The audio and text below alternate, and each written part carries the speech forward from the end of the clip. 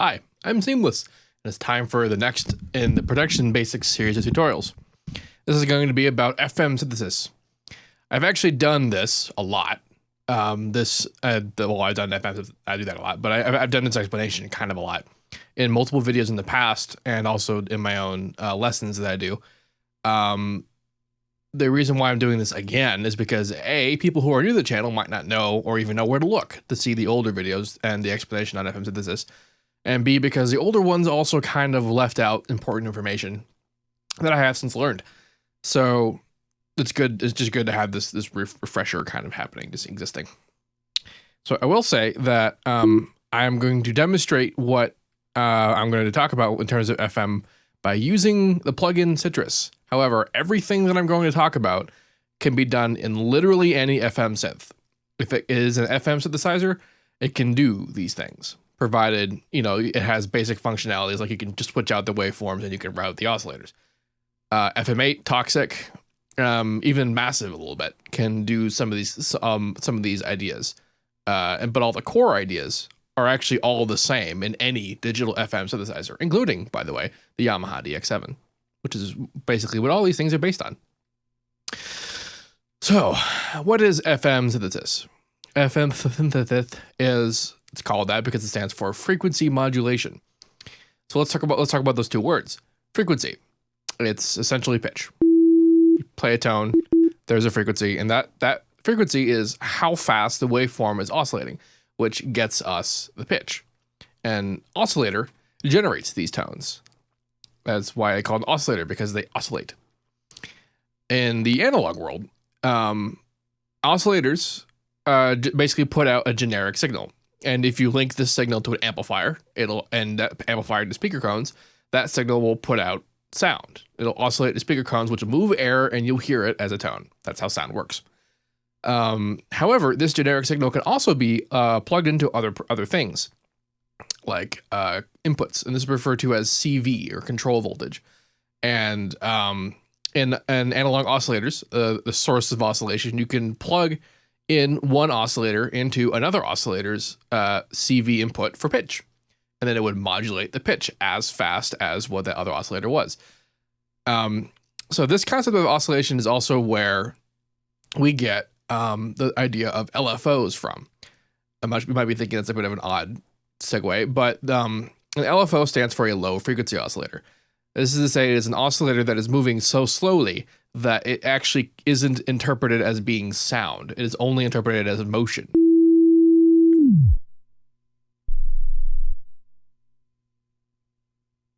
Like this. This is actually technically still level. And in fact, if I were to output it loud enough into my speaker cone, you can see the speaker cone moving this slowly upwards and downwards. And it's kind of interesting sometimes to look at. I wouldn't recommend doing it though.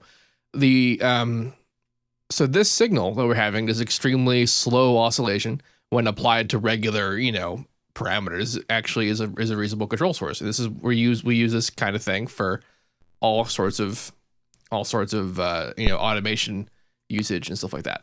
So that's what low frequency oscillation means. Now, the other kind of oscillation, regular sound oscillation, is referred to as audio rate oscillation. And the signals are literally exactly the same, except that their definitions are separated by speed. So too slow to be represented by a tone, and then too fast to be represented as as anything other than a pitch. That is to say, our brains are not capable of interpreting that as individual motion. We hear that only as a solid blur of tone. I'm sure some people have a higher threshold for which they can sort of interpret motion like that, but for the most part, the separation is still pretty obvious. Now, audio rate oscillator, like we said, is very fast.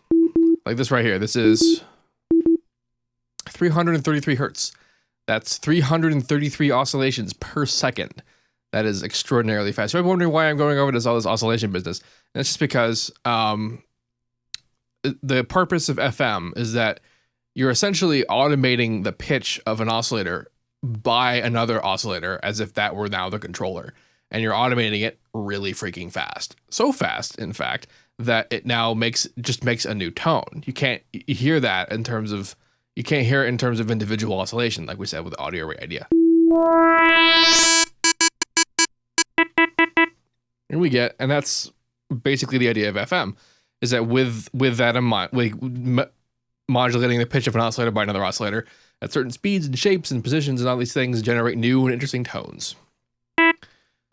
Now, calling it FM is actually kind of a misnomer. And I say this because I just went over this whole explanation of how oscillators worked essentially in the analog world. And it was important to separate that as saying the analog world because in digital world, for some reason you can't modify pitch that fast, that directly.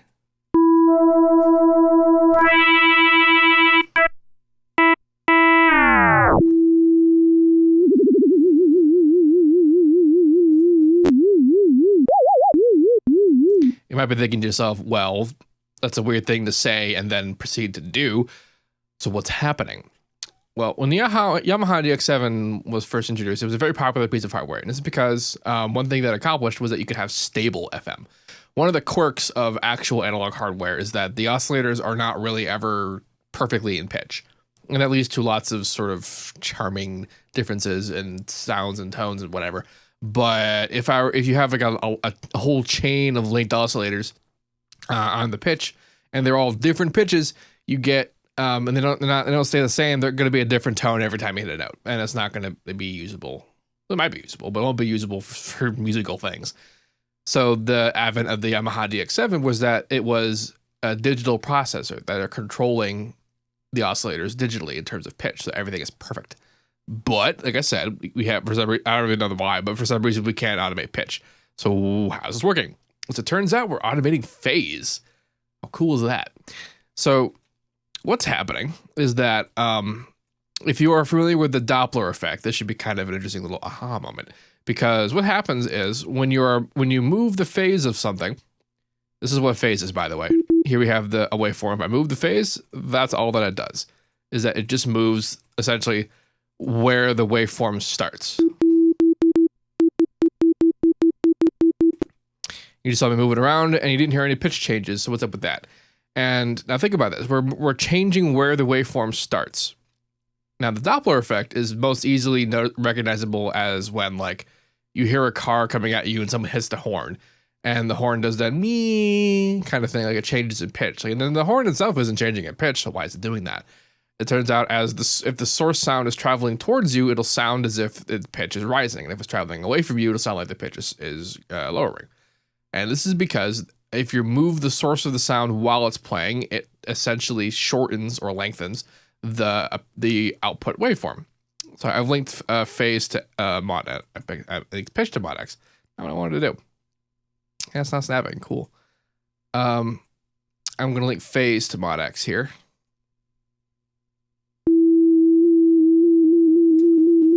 You can kind of see it happening when I'm moving around in the wave candy.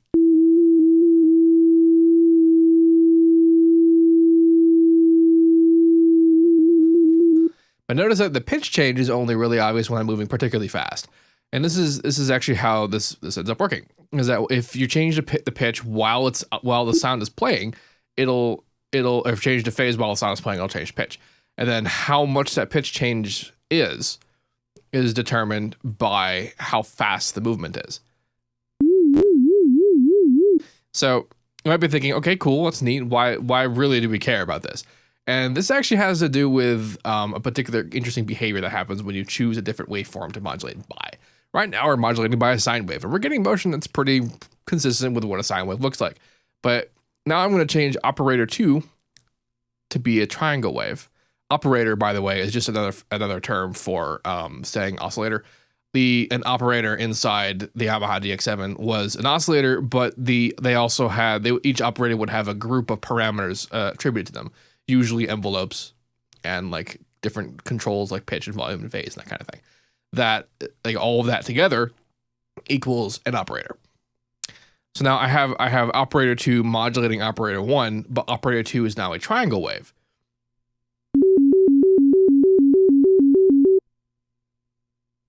That doesn't make a huge amount of sense, does it? We're getting behavior out of a triangle wave that we would expect out of a square wave. In fact, let's look at what happens when we use a square wave. Clicky nonsense, but otherwise nothing. Let's do a saw wave just to also kind of screw with it.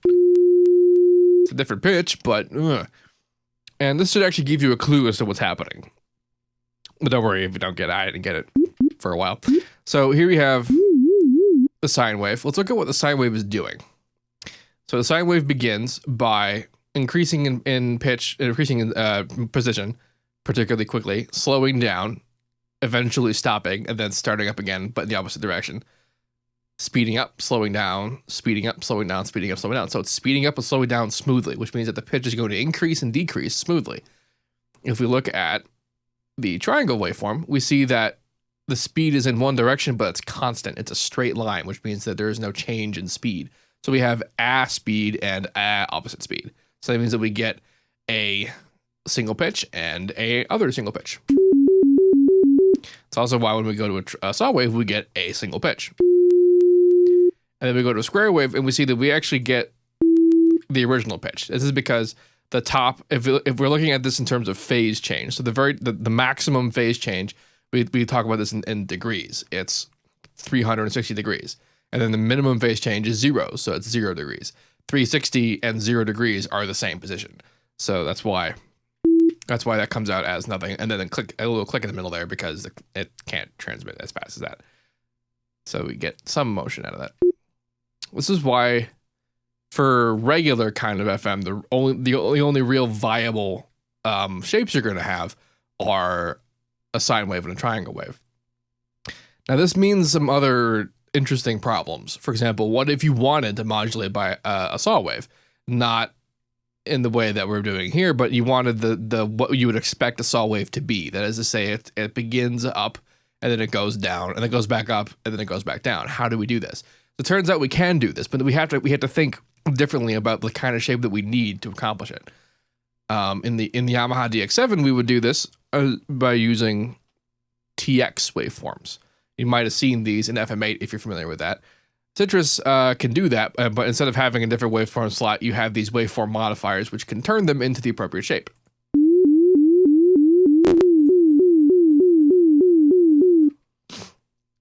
So you might be thinking, how does this translate into being the saw wave motion, where it goes up and then comes back, starts up, goes down, starts back up again, goes back down? How does that? What is this? Remember what we were talking about what this waveform represents. This is the waveform. The pitch is increasing and decreasing smoothly. So that means that it has to do with the polarity. So in this case, the polarity, positive polarity is above 0. 0 is the center line. Can't see through it. And then negative polarity is beneath it. So if we only have half of the polarity, that means it's only going to do half of the total motion.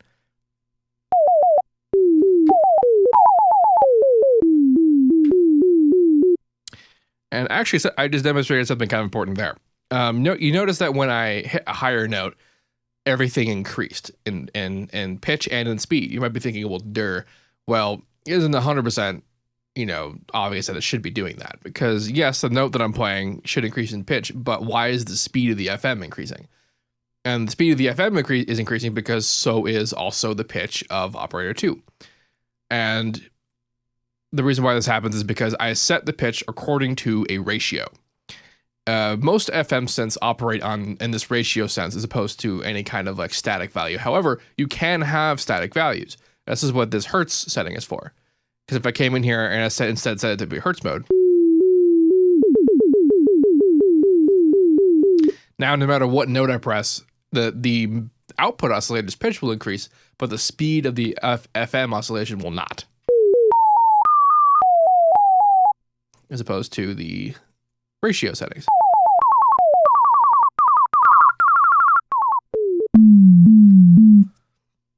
So that's what the ratio business does. And the ratio stuff was also a big part of why the Yamaha DX7 was particularly important with the digital oscillator control, because this meant that all of the oscillators, you could set them to be different pitches through the ratios, but whenever you move them around, they would all move together. So you'd have relatively the same tone for every note. This was a big deal. Indeed.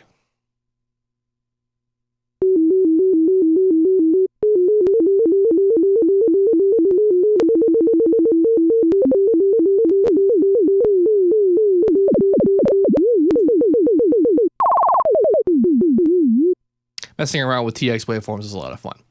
And like I said, everything that I'm doing with Citrus so far, you can do inside any of the other programs like FM8. FM8, instead of having the waveform morphing business, you can just have the waveforms. So it's pretty similar. I haven't done anything so complicated yet that you wouldn't be able to do it with some other synth. Except for the phase business that did to demonstrate how phase stuff worked. You can't actually do that with FM8, but that's not really important most of the time. Okay, so I'm trying to think if there's anything else I'm missing about this. This covers a humongous portion of how all this stuff works. In the older FM videos, I would demonstrate some interesting. It was actually mostly just in the context of demonstrating bases. I guess I'll talk about the ratio for a second. So if I want to determine what pitch I want to have, ratios work in fractions. So for example, this sets a ratio 2, and if I want to go an octave higher, I have to go to ratio 4, so it's twice that. But if I want to go an octave lower, I have to go half that. So down to 1, that kind of thing. And you can do halves in different other settings to try and figure out how to do like thirds and fifths and that kind of thing. But honestly, if you want to do that kind of stuff, there are other ways, and each plugin kind of handles that idea differently, although they all have ratios. So if you do figure it out with a ratio, then you can do it with anything. So let's talk about let's talk about some simple things, some simple FM ideas. Let's do this with a bass. So my sort of favorite starting point with FM is to have an output sine wave, modulate it with a triangle wave, which in and of itself is handy, and then add in an additional higher harmonic. Also a triangle. Now, if I modulate the two of them, which gets very interesting. So now here's a question. How do you modulate FM? This is actually very important. You saw me moving around these knobs, but what do these knobs really represent? At the end of the day, it represents the intensity of FM from one oscillator to another, but how is that transmitted? How does that work? Well, actually, you should pretty much already have the clues to figure this out if you don't already. Remember how we talked about how it worked in the analog world, where if you control voltage linked one oscillator to another oscillator, that it would FM, the other oscillator, and that the signal that comes out of an oscillator is always the same kind of signal, same sort of style of signal. There's not different kinds for either CV or audio. They are the same signal. So this means that we have the same controls over the signal that we did before. The two of them that matter are pitch and volume. And volume is the answer. Volume is what controls the intensity of FM. If you want to modulate, if you want to change the intensity of FM, you have to change the volume of the modulating operator. So in this case, the volumes of 2 and 3, because they're both going into 1 in parallel. There's a lot of ways to do this. I guess I'll do it the way that makes sense for other plugins. I'm not even trying to talk about what the mod tab means, etc. So I'm going to link the volume to mod X, and then also the volume of operator 3 to mod X, and now I'm going to modulate mod X.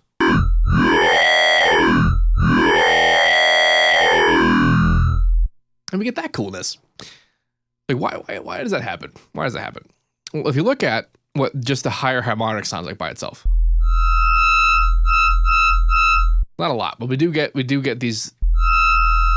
You can kind of see the two individual tones show up at the very high reaches of what's happening up there. You might be thinking, how does that work? Because if pitch is just speed, then why is it really high? What's up with that? Well, as you increase the speed of FM, you're increasing how far the harmonics kind of get flung. So right now, it's high enough that it gets flung way up there in terms of where it terminates. Because if I were to modulate it in pitch,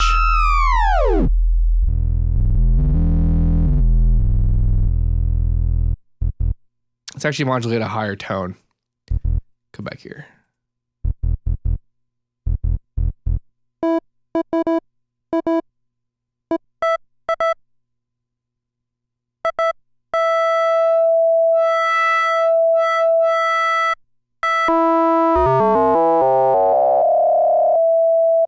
So here's now I'm modulating it from very, very low to very, very, well, relatively high. And watch how it behaves from that position. So here's the behavior that we saw earlier. It's spreading the pitch from high to low.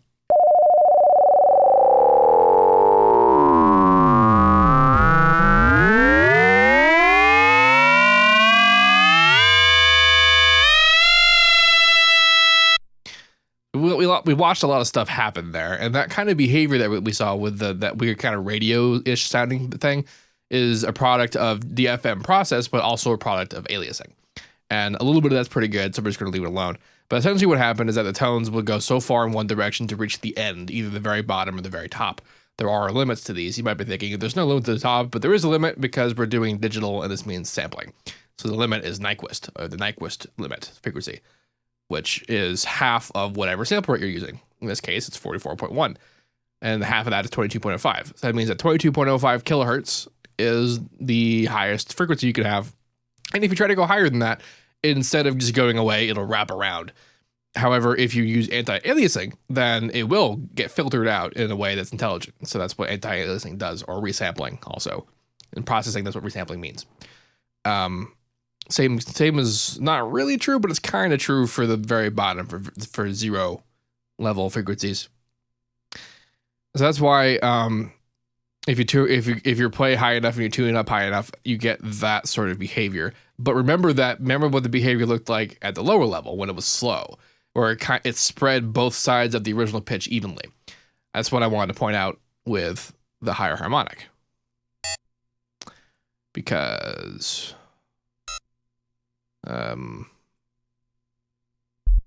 okay, that is right. Yeah. So because now we have that there, we have those harmonics. This is the new waveform essentially. And then now we're going to modulate it by a lower tone.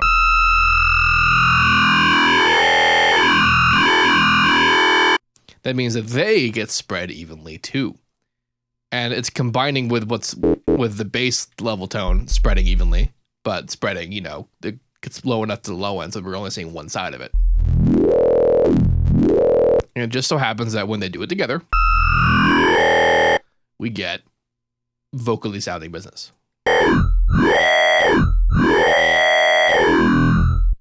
Now, other fun stuff we can do, because now right now we're doing parallel FL, where 2 and 3 are both going into operator 1. But now I'm gonna operate on operator 3 with a new oscillator, operator 4.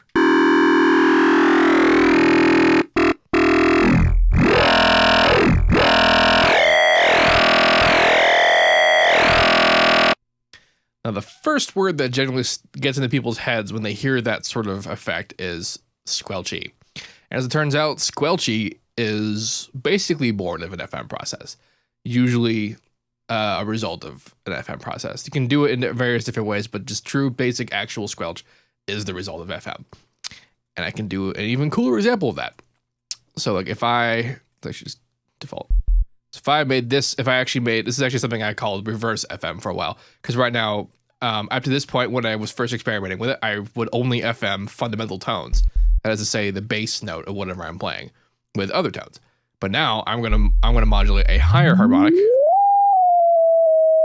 I'm gonna modulate that by a fundamental tone. So it's basically the opposite of what my usual setup was.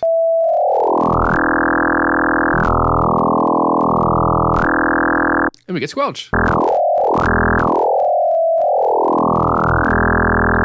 And if you look at the waveform and the wave cannon while it's doing it, you can kind of see the telltale signs of frequency modulation.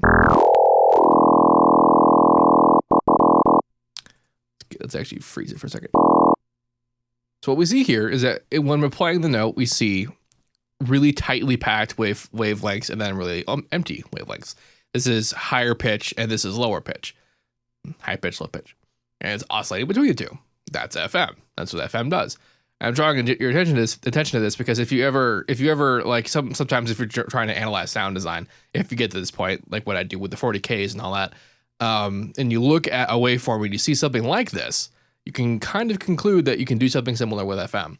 Note that I said that you conclude that you could do something similar with FM, not necessarily that it was done with FM, because there are other processes that do something similar. In fact, Massive's bend plus and minus concept are similar in results to FM, but the process by which they do it is sort of not an FM process.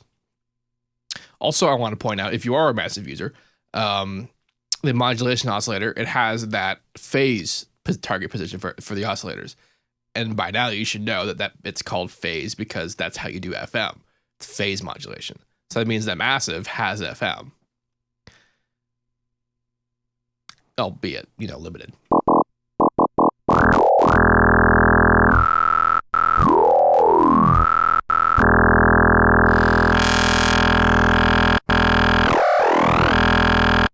You don't have to always use sine waves as your bass tone, but I tend to, just to start with, and then every once in a while I'll experiment with more harmonically rich tones to do weird things with. FM is a very weird sound design tool.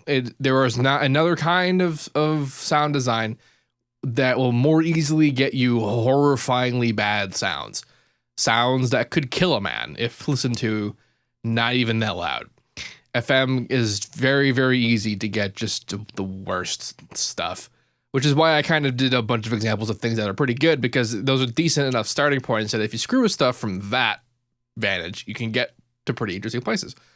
And then once you've got to get a handle on that, you can start to experiment with things like if you modulate a saw wave by another saw wave, you might be thinking, hair in my mouse. You might be thinking, well, that's not going to do anything. Well, you'd be wrong. And this is actually like an artifact of the fact that it tries to switch phases instantaneously from top to bottom, and as a result, we get this not dissimilar effect that's close to oscillator sync.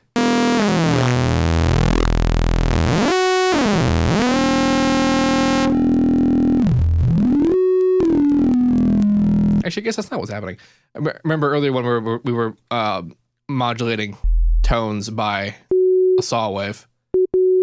Ends up being static, especially if you're doing it max. But if you do anything less than max, then it switches per oscillation of the actual waveform, which is interesting because that's what oscillator sync does. Oscillator sync is a whole different thing. No one really need to worry about that, but it's a cool effect, and you can do that by modulating a saw with another saw. Well, really any waveform by a saw.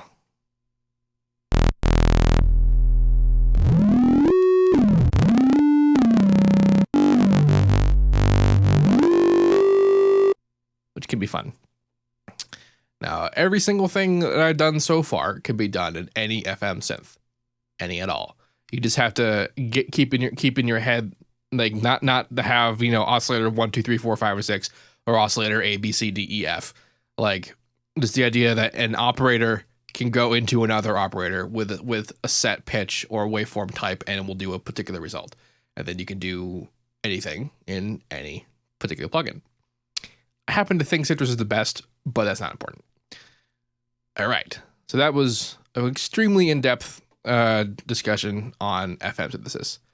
And hopefully people who come and find the production basics tutorial will find this to be in their benefit.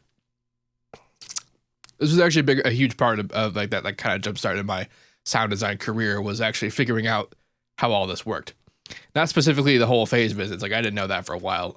But actually the thing that put me over the edge was the knowledge that you change the intensity of FM by changing the volume of the modulating operator. I didn't know that. And so FM was just this mysterious horror that only did terrible things and I never messed with ever until I learned that. And then I started modulating things. I was like, oh. And that's how I learned how to do a lot of the stuff that I do, by messing around with that. And yeah, FM can be pretty powerful. If you have any questions about any of this, let me know.